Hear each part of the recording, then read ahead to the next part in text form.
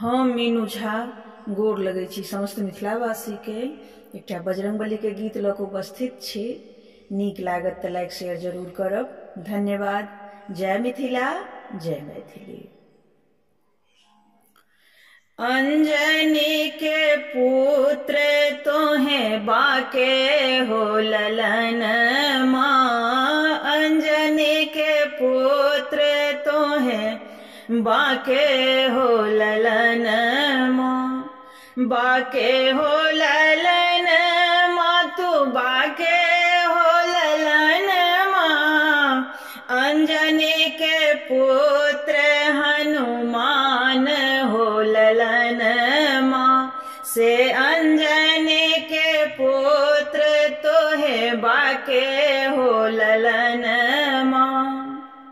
किए तोहे लंका गेला मुद्रिका पहुँचाएल, किए तोहे लंका गेला मुद्रिका पहुँचाएल।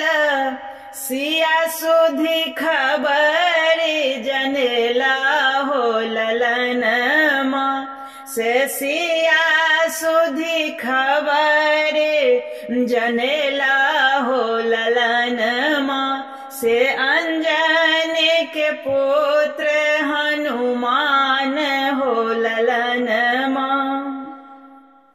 किए तोहे लंका गेला संजीवनी उखाड़ी लेला, किए तोहे लंका गेला संजीवनी उखाड़ी लेला।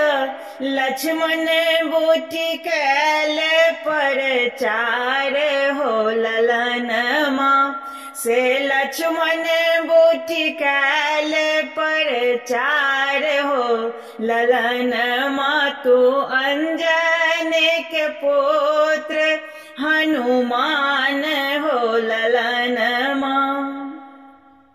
किए तोहे नागर बढ़ेला रुइया लपटाए लेला, किए तोहे नागर बढ़ेला रुइया लपटाए लेला।